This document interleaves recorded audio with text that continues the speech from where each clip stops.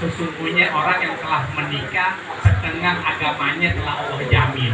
Bayangkan bapak-bapak, ibu-ibu, adik-adik yang dimuliakan Allah Subhanahu wa taala. Masalah nikah doang itu setengah agama. Jadi setengah agama itu berbicara tentang pernikahan yang meliputi dengan suatu kebaikan manusia satu dengan yang lainnya, yang mana dengan pernikahan di situ Allah Subhanahu wa taala yang menjadikan sesuatu tadinya haram menjadi halal dengan adanya pernikahan. Makanya yang namanya nikah itu sesuatu yang diajarkan Rasul dan Nabi mencontohkan. Bahkan Nabi mengatakan an-nikahu min sunnati faman raghiba an sunnati falaysa minni. Nikah adalah bagian dari agama Nabi dan bagian dari Nabi. Siapapun yang ngikutin Nabi, yang nggak mau nikah nih, borok yang para jomblo ini, saya yakin di sini ada yang jomblo, angkat gigi.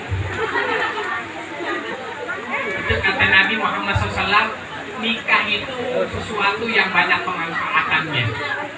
Jadi perbanyaklah nikah, ya. Maksud saya menikahlah, ya, karena menjomblo itu tidak enak. Tidur sendiri, makan sendiri, sakit ngurus sendiri. Tapi kalau sudah menikah saling berbagi. Yang sehat menjaga yang sakit minta tolong sama yang sehat. Kalau udah menikah kan enak. Ya mudah-mudahan yang belum nikah Allah ketemuin jodohnya soleh dan soleh. Berbicara tentang pernikahan, kita harus tahu dulu nikah itu sesuatu yang halal. Bahkan sudah bagian dari Nabi Muhammad SAW. Berbicara jodoh itu di tangan Allah, bukan di tangan manusia. Itu cuma cari-cari doang. Kalau cocok emang jodohnya ketemu jalannya. Kalau emang cocok tapi bukan jodohnya nggak bakal ketemu jalannya. Makanya nggak usah khawatir masalah jodoh, rezeki, ajal, semuanya Allah dijamin. Cuman kita cuma cari, minta sama Allah, mudah-mudahan ya Allah ketemuin jodohku yang bagus, yang baik, yang soleh dan soleha. Itu tidak terlepas dari keinginan kita, kedekatan kita kepada Allah SWT. Dengan pernikahan, itu suasana seseorang yang telah menikah, yang nikahnya ikuti Nabi, ya, bukan ikuti orang-orang kafir.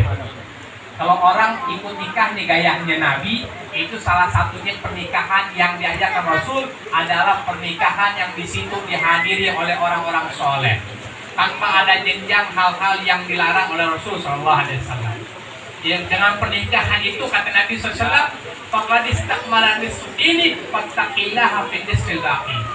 Orang yang telah menikah bersyukur kenapa setengah agamanya Allah telah jaga. Setengah agamanya Allah sudah jaga. Bayangkan bapak-bapak, ibu-ibu, setengah agama. Agama itu 100%, setengahnya berbicara tentang pernikahan dan akan terjamin dengan adanya pernikahan. Sisanya kata Nabi, ente cari dan ente usahain. Makanya tidak ada sejarahnya pernikahan orang udah nikah ceritanya selesai panjang, ya. Wah, habis dia nikah tadinya sendiri dikasih titipan sama Allah berupa istri yang soleha, diberikan lagi titipan seorang anak dan anak-anak dan diberikan kewajiban untuk mendidiknya. Panjang ceritanya. Makanya di situ banyak keberkahan. Nabi Muhammad SAW ketika seseorang pengen menikah, ya mudah-mudahan ini menjadi renungan buat kita. Buat yang para jomblo-jomblo, mohon maaf ya, tolong kalau mau menikah cari-cari dulu. Ada 4 kriteria yang harus kita cari pasangan kita, mau laki mau perempuan. Yang laki terus pasti mencari yang perempuan carinya yang laki. Jangan sama-sama cari sama-sama jenis. Anda itu manusia yang normal. Yang kagak normal saya tidak berbicara seperti itu. Jadi laki-laki tolong cari perempuan, yang perempuan tolong cari laki-laki. Ya, jangan cari jodoh yang sejenis, tidak boleh, halal. Itu perkara yang dilaknat oleh Allah Subhanahu wa taala. Orang kalau mau menikah itu cari 4. Yang Nabi Muhammad pertanyaan katakan karena cantiknya. Laki-laki kalau cari laki perempuan pasti cantiknya yang dilihat. Kenapa? Mantesin kalau jalan enak. Ya, katanya orang kalau bininya cantik hidupnya bahagia. Entar dulu, belum selesai hadis ini. Ya, jaminan belum selesai. Nabi Muhammad nyuruh kita kalau laki-laki cari perempuan yang cantik karena kecantikannya. Yang kedua karena kekayaannya, emang duitnya banyak, nggak masalah. Yang ketiga nasabnya, jalur orang tuanya jelas, bukan orang tua yang kagak jelas. Karena di zaman kita akan dapetin banyak orang tua yang kagak jelas. Anaknya dari mana sumbernya? Wallahu a'lam. Yang keempat karena agamanya. Ya, kata Nabi Muhammad SAW, kalau ente cari perempuan cari, ya kalau bisa 4-4 dapat, ente rezekinya bagus tuh. Tapi kalau andai kata di antara 4 ente pilih yang mana, maka pilih yang agamanya benar, Islamnya benar, agamanya rapi, dia ngerti agama, bisa ngaji, bisa sholat, ngerti hukum agama. Kata Nabi Muhammad, orang kalau dapat istri yang model kayak begini, atau sebaliknya suami dapat seorang istri dapat suami yang model kayak gini, agamanya karena agama. Dia mencari pasangan karena agamanya, karena akhlaknya, karena iman dan takwanya. Maka kata Nabi Muhammad, dia akan mendapati tiga-tiganya yang belum didapati, kekayaannya, kecantikannya, dan dia akan mendapati status dalam arti kedudukannya. Kenapa? Kalau istri soleha atau suami yang soleh biasanya akan enak dipandang, karena dia dekat sama Allah Subhanahu wa Ta'ala. Oleh sebab itu orang yang mau menikah, khususnya ini pengantinnya masih diumpetin ya, belum ketahuan nih Pak Haji, mana anaknya Pak Haji? Anaknya laki perempuan Pak Haji yang mau jadi pengantin? Oh itu, Masya Allah, gantengnya sama kayak Pak Haji ya, Masya Allah. Anak apa lagi? Oh mantunya yang ini, oh itu anaknya, Insya Allah. Mudah-mudahan lancar-lancar semuanya. Itu pertama kali Habibullah Haddad mengatakan kepada kita untuk kalau mau niat menikah itu niatnya rapi. Itu bukan karena sekadar melepaskan hawa nafsu saja, tapi di situ ada nilai-nilai agama. Jadikan pernikahan kita pernikahan yang diberkahi Allah dengan niat semata-mata untuk membangun rumah tangga yang diidolakan, yang dianjurkan oleh Nabi Muhammad SAW. Karena orang kalau udah menikah itu ya jangan bicara risiko. Risiko orang menikah sama orang nggak menikah, beratan orang nggak menikah. Terang ini, makanya perbanyak menikah. Ya, karena itu bagus, risikonya nggak terlalu banyak. Kenapa? Kenapa orang-orang nikah itu pertama agama setengahnya Allah udah jamin. Orang yang belum menikah, dia mudah-mudahan ketemu jodohnya nanti. Ya, dia belum ada jaminan dari Allah Subhanahu wa Ta'ala. Maka perbagusin niatnya. Ente mau niat nikah, dulu salafun soleh itu ngajarin, kita punya guru-guru ngajarin kalau mau nikah niatnya seperti niatnya orang-orang soleh.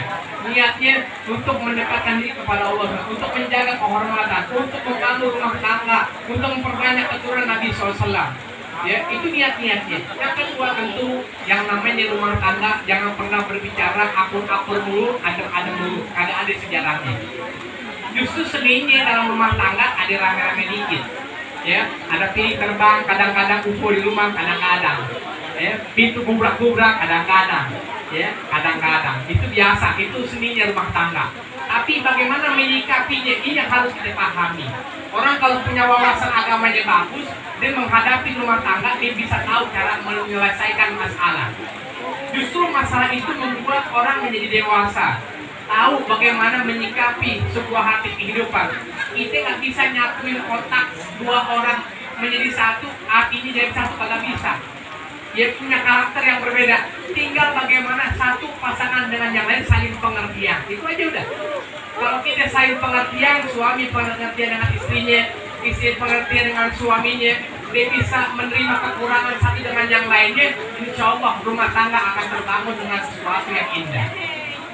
Kita kan pengen punya rumah tangga yang adem-adem dan artian berkah. Kalau adem-adem doang kagak enak. Adem-adem doang kagak enak. Mesti ada panas-panas sedikit. Ya, mesti ada anget-angetnya dikit. Ala kulihal bapak-bapak, ibu-ibu yang dimuliakan Allah Subhanahu wa Ta'ala, konsep hidup bahagia yang pertama landasi dengan iman dan takwa. Kalau nggak ada iman dan takwa, rumah tangga siap-siap hancur berantakan. Kedua, fondasi dengan pengetahuan ilmu agama dengan tuntunannya. Nggak boleh kita masuk ke jenjang pernikahan karena pernikahan dari agama harus dengan ilmu. Tidak boleh orang mengerjakan satu amalia, pekerjaan amal ibadah tanpa modal ilmu. Biasanya orang kalau nikah nggak punya bekal ilmu, rumah tangganya biasanya berantakan. Biasanya. Kenapa? Kadang-kadang ada aja tuh. Tapi kalau orang nggak fondasinya ilmu, ketika dia telah menikah, ijab belum kabul, dia punya tanggung jawab suami dengan sebaik-baiknya, dia akan mempertahankan rumah tangganya dengan apapun resikonya. Kenapa? Itulah seninya rumah tangga. Makanya lihat ilmu orang-orang dulu. Orang dulu kenapa? Ya, hubungannya langsung sampai tua. Kenapa? Karena mereka satu dengan yang lain saling menyadari, saling tahu diri.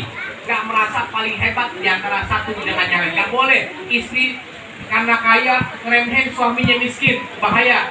Atau sebaliknya, suaminya kaya, istrinya miskin, terus dia nggak bisa menghargai istrinya, itu juga nggak boleh, tidak boleh. Ketika orang telah menjadi suami istri, maka harus saling melengkapi, bukan saling mencari-cari kekurangan satu dengan yang lain. Ala kulli hal, bapak-bapak, ibu-ibu yang dimuliakan Allah Subhanahu wa taala, awalilah segala sesuatu dengan bismillah dan diawali dengan alhamdulillah dan minta pertolongan sama Allah. Mudah-mudahan awal perjalanan kita untuk masuk di jenjang pernikahan semata-mata karena Allah, untuk memperbanyak keturunan Nabi Muhammad dan artian umat Nabi Muhammad, yang Nabi Muhammad dalam hadis sahihnya, tazawwajul waluda fa innal mukatsiru bikum al umama yaumil qiyamah.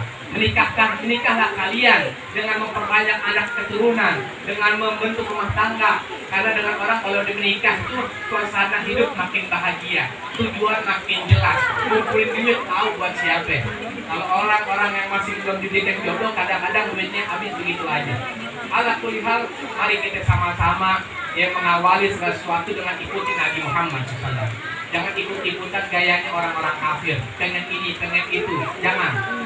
Nabi Muhammad itu mengawali awal daripada pengantin baru dengan doa. Bahkan Nabi Muhammad itu pesan buat saya, pengantin baru besok habis ijab kabul, ya, maka di malam hari pertama itu jangan main merobos aja. Disunahi sama Nabi sholat sunnah 2 rakaat habis sholat isya tuh. Ya, sholat bareng, ya, di situ doa. Ya, pegang kepala tuh istri sambil baca doa, ada doanya, ya, ada amalannya, ya, agar apa? Agar mengawali sesuatu yang halal dengan sesuatu yang diajarkan oleh Rasulullah SAW, sehingga insya Allah kalau itu malam dia berkumpul, diberikan ke depan keturunan, maka diawali dengan sesuatu yang baik, insya Allah menjadi dirikan Allah keturunan yang soleh dan soleha. Itu harapan kita semua, tentu sebagai orang tua selalu mendoakan yang terbaik buat orang tua anak-anaknya. Dan kita sebagai anak, khususnya bagi suami atau laki-laki, kewajiban bakti sama orang tua habis menikah nggak khusus. Jangan dipikir udah nikah tanggung jawabnya khusus ngurusin bini doang, salah. Ya, tetap yang namanya anak laki-laki untuk bakti sama orang tua, walaupun telah menikah harus lebih ditingkatkan. Dan kita sebagai istri bantu suami untuk bakti kepada kedua orang tuanya. Jangan jadikan kita sebagai orang yang memutus tali silaturahmi antara orang tua sama anaknya gara-gara kita sebagai istri. Na'udzubillah min dzalik. Yang mudah-mudahan harapan-harapan selalu ada yang hadir di tengah-tengah kita, bapak-bapak, ibu-ibu, ya, mudah-mudahan kita berharap besok acaranya berjalan dengan baik, lancar, penuh berkah, penuh manfaat, dan mudah-mudahan mereka berdua calon mempelai ini akan dikumpulkan oleh Allah Ta'ala dan dibentuk rumah tangganya dalam sakinah, mawaddah, warahmah. Begitu pula kita yang hadir pada kesempatan malam hari ini, mudah-mudahan Allah berikan kepada kita karunia, kemanfaatan, keberkahan, keselamatan, dikabulkan segala harapan-harapan kita, dijaga segala doa-doa kita, dimudahkan segala urusan kita, dan dijauhkan segala kesusahan kita. Amin Allahumma. Amin Allahumma. Dan yang terakhir, pesan saya malam hari ini untuk kita semua, jangan pernah berhenti untuk mulai mendekatkan diri selalu kepada Allah. Perbaiki hubungan kita kepada Allah. Insya Allah hubungan kita kepada Allah membuat hati kita makin bahagia. Jangan pernah berharap dengan apa yang kita miliki, tapi berharaplah kepada Allah yang memiliki kita. Kadang-kadang orang bergantung dengan apa yang dimiliki, harta, tahta, jabatan, atau kekuatan. Kalau Allah hilangkan semuanya, dia nggak menjadi orang apa-apa. Maka minta kepada Allah, mudah-mudahan apa yang Allah berikan dari apa yang dititipkan oleh Allah menjadi sesuatu yang bermanfaat untuk kehidupan kita. Amin Allahumma. Amin Allahumma.